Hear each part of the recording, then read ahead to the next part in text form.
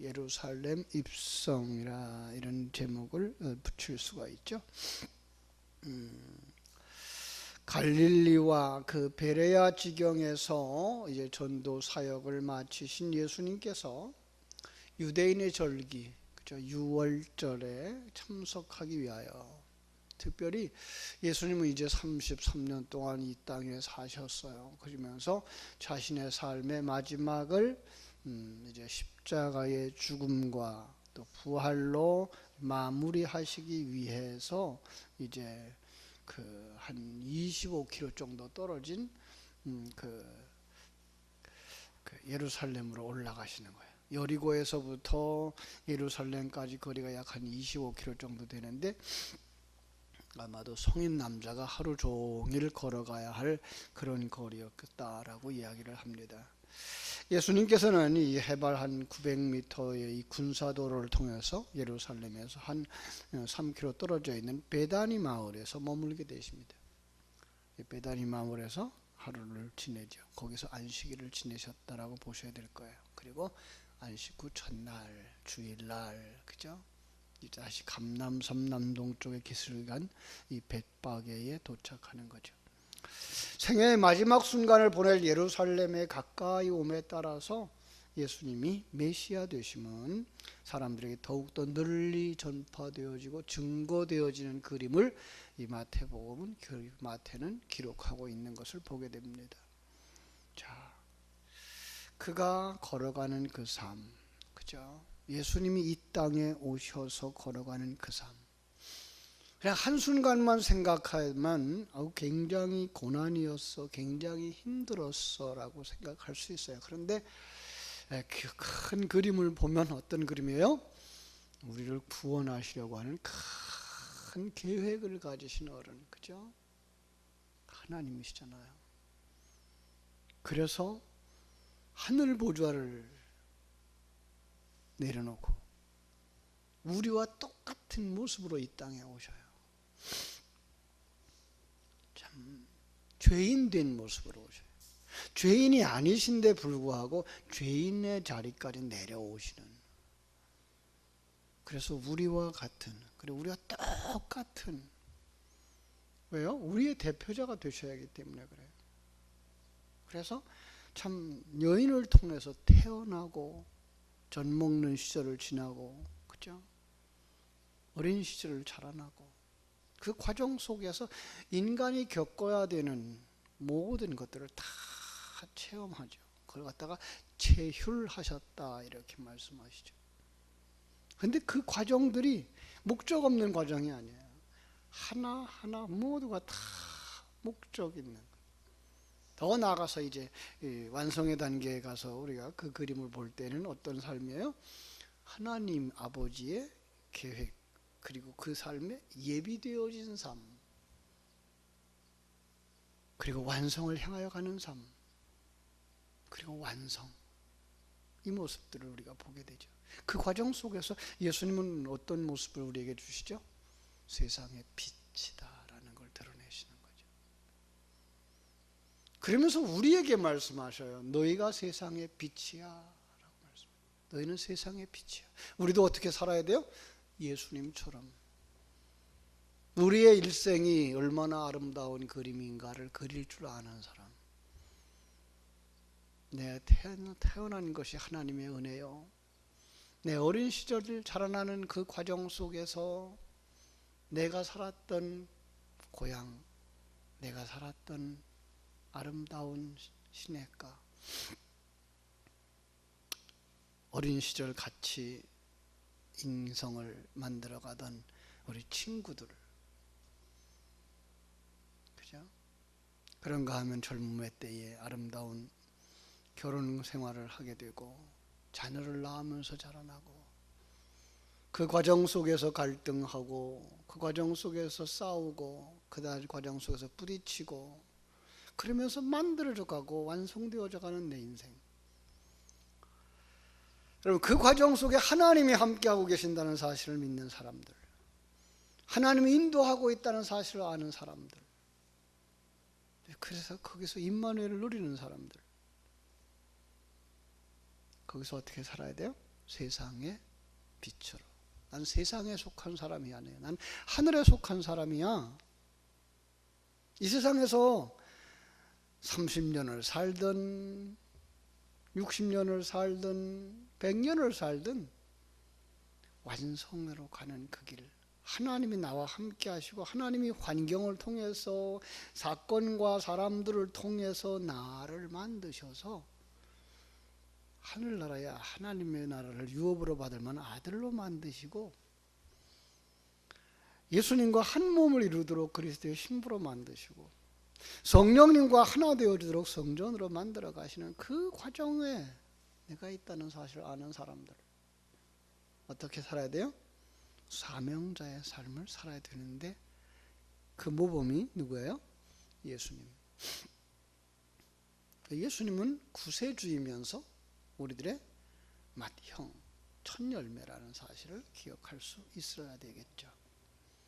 자, 그 삶이 오늘 펼쳐지고 있는 것을 다시 한번 보게 됩니다. 어떤 그림을 통해서 우리에게 어떤 부분을 강조하고 계시는가, 오늘 본문이 우리에게 드러내는 부분까지 살펴보겠습니다. 자, 거기에 도착하신 우리 예수님은 자신의 그 십자가의 길, 그죠? 십자가로 가는 그 길, 그것은 자신의 계획이 아니고 하나님의 뜻이라는 사실을 깨달아 알고, 하나님이 자기 백성을 구원하시기 위해서 대속의 길로 인도하고 계신다는 그 사실 앞에 비장한 각오를 마음에 새기면서 자신을 향하여서 예언되어진 그 길을 하나하나 이루어 가시는 모습을 보게 됩니다. 자, 오늘도 보면은 두 제자를 주님이 보내시죠. 그죠? 감람산 벳박에 이르렀을 때에 예수께서 두 제자를 보내셨다. 많은 사람들이 두 제자 누구였을까에 관심 가지는데 아니요, 그보다 더 중요한 건 뭐예요? 두 사람의 숫자, 두 사람은 증인의 숫자다라는 거 기억했으면 좋겠어요. 그 일에도 하나님께서 증거할 수 있는 증인이 필요한 사건이구나. 그럼 뭐예요? 구속사건과 관계되어져 있다는 거 기억할 수 있겠죠? 두 사람한테 보냅니다. 뭐라고 그래요? 가서 나귀를 구하러 가라. 그죠? 나귀를 구하러 가라. 그런데 맞은편 마을에 가면 메인 나귀가 있고 나귀 새끼가 있을 거야. 그것을 풀어가지고 내게로 오라. 누가 뭐라고 그럴 거야? 그러면 뭐라 그래요? 주가 쓰시겠다고 해라. 자, 그래야 하면 즉시로 보내리라. 자, 두 마리, 아마도 그 새끼 나귀를 끌고 오기 위한 어미 나귀를 끌고 왔지 않았을까라는 생각을 할 수 있어요. 그래서 예수님이 나귀를 탔다. 그것도 사람이 타보지 아니한 어린 새끼 나귀를 탔다. 여러분, 새끼 나귀가 크질 않아요. 새끼는 더군다나 크질 않아요. 어떤 모습일까요? 어른이 어린아이들 자전거, 조그만 자전거 탄 그런 모습. 그렇죠? 왕으로 오신다라고 생각하고 왕이야라고 메시아라고 환영을 하는 데 비해서 그가 나타나는 모습은 뭐예요? 아주 초라한 모습, 볼품 없어 보이는 모습. 저 사람이 무슨 왕이야, 저 사람이 무슨 메시아야, 이럴 만한 모습. 그런데 그 속에 하나님이 은혜를 담아주신 거예요. 그죠? 거기서 1차적으로 우리가 생각해 볼 게가요, 그 예수님은 구약 성경에 예언되어진 분이라는 걸 알게 하시는 거죠. 그렇게 의미가 있는 거예요. 그러니까 나귀 타고 들어온다는 사실은 의미가 있는 거예요. 근데 그 약속대로 예수님이 나귀 타고 오시는 거예요. 메시아라는 사실이죠. 스가랴서 9장 9절에 보면 메시아 예언을 완성시키기 위한 동물로 이 나귀가 등장하는 거예요. 세상 사람들은 뭐예요? 왕은 말을 탔어요. 세상의 왕이 아닌 하늘나라의 왕인 것을 보여주는 그림인 거예요. 초라한 그러한 짐승 같으죠. 그러나 그 속에는 뭐가 들어가겠어요? 평화가 들어가 있고요. 그 다음에 겸손이 들어가 있는 거예요. 나귀를 타신 메시아는 바로 이런 순결하고 또 평안을 우리에게 주시는 겸손하고 순종하는 왕이셨다라는 걸 보여주는 거예요. 그런데 이런 말씀을 그에게 담아주셔요. 제자들에게 보내시면서 누가 무슨 말을 하거든 주가 쓰시겠다 하라. 말의 소유주가 그랬겠죠. 말 주인이 그랬겠죠. 누가 그러겠어요, 그죠? 말을 풀어가니까, 나귀를 풀어가니까, 그죠? 자, 여기서 예수님은 바로 자신이 구세주 되심을 증거하는 거죠. 자신이 그 구속사를 완성시키러 오신 주라고 하는 걸 이 제자들에게 분명하게 보여줍니다. 모든 일이 진행되어지는 그 과정 속에 예언되어진 대로 진행되어진다는 사실과 하나님의 권위가 나타나서 하나님이 모든 만물의 주인이다라고 하는 걸 더 분명하게 그려주고 있는 거죠. 그죠? 그래서 선지자를 통해서 주신 말씀을 이루려고 하시고 더 분명한 계시는 이 나귀 타고 입성하는 이 일로 말미암아 하나님의 뜻이 이루어지고 있는 것을 그들로 하여금 깨달아 알게 해주신 거죠. 오늘도 우리를 향하여서 그렇게 말씀하십니다. 주가 쓰시게 하라. 어떻게 해야 돼요? 아멘 해야 될 줄로 믿습니다. 예수님이 이제 나귀와 나귀 새끼를 보고서 어떻게 해요? 제자들이 겉옷을 그 나귀 위에 덮습니다. 그런 많은 사람들이 자기들의 겉옷을 벗어서 길에다 깔고 그리고 나뭇가지를 베고 나와서 환영합니다. 네, 그것은요 안장을 대신했다라고 할 수도 있는데요. 그보다 더 중요한 건 엄청난 경의를 표시하는 거예요. 겉옷을 나귀에 얹었다고 하는 것은 나귀를 탈 사람에게 정말로 경배하는 모습, 순종하는 모습. 예수님을 왕으로 영접합니다라고 하는 거예요. 초라하고 볼품없어 보이는 그가 보여지는 거예요. 어떤 분으로? 왕으로. 하나님의 귀한 종으로. 예, 그들은 보았습니다. 그저 눈으로 보이는 그 나귀 타고 오는 예수님, 그리고 세발 자전거 타고 오는 왕이 아니라 영적인 왕, 그죠? 내 인생의 주인, 내 인생의 주인. 이제까지 내가 주인으로 살았던 자리에서 나는 내려놓고 당신이 내 주인입니다라고 본 거예요. 그들은 들었습니다. 하나님이 그들에게 들을 만한 귀를 주셨고요. 그들은 그를 들었습니다. 그래서 뭐라고 고백해요? 다윗의 자손이요 라고 말씀하고 있는 거예요. 그래서 뭐라고 말씀해요? 호산나라고 말씀할 수 있는 거예요. 당신은 메시아입니다. 우리를 구원하여 주소서. 여기에 답이 다 들어가 있는 거예요. 다른 사람은 보이지 않아요. 누구에게만 보여요? 하나님이 눈을 열어주신 사람에게만 보여요. 그래서 어제 말씀 마지막 부분에서 뭐예요? 소경의 눈을 고쳐주셨잖아요. 우리는 눈 뜬 자들이 되셔야 돼요. 영의 눈이 뜬 자들이 되어져야 돼요. 보이는 것만 보고 보이는 색깔만 보고 보이는 큰 거 작은 것만 보고 판단하는 것이 아니라 하나님의 눈을 가진 사람들. 이제 하나님이 눈을 가진 사람이 되어진 거예요. 우리가. 그러면 뭘 봐야 돼요? 하나님의 임재를 보셔야 돼요. 하나님의 일하심을 보셔야 돼요. 하나님이 나와 함께 하고 계신 사실을 볼 수 있어야 돼요. 하나님이 형제 가운데 일하시고 계신 것을 볼 수 있어야 돼요. 여러분 이 새벽에 그 눈이 열려지게 되기를 주님의 이름으로 축원합니다. 호산나라는 단어를 그들이 사용하죠. 호산나, 이게 호시아나라는 그 히브리어의 말을 그대로 우리가 갖다 쓴 거예요. 그것은 무슨 뜻이에요? 그 구원에 대한 간절한 간구, 우리를 지금 구원하소서라는 뜻이에요. 그들은 물론 유대인들이기 때문에 어떤 메시아를 기다려요? 이스라엘 나라를 회복시키는, 로마의 나라에서 지금 식민지로 살고 있는 우리들의 모습, 여기서 해방시켜달라는 거예요. 여러분, 하나님이 왜 능력이 없어서 로마 나라의 압제를 당하고 있었을까요? 아니요, 그것도 또 하나의 그림이죠. 우리가 지금 누구에게 압제당하고 있어요? 사단에게. 여기서 구원받으셔야 되는 거예요.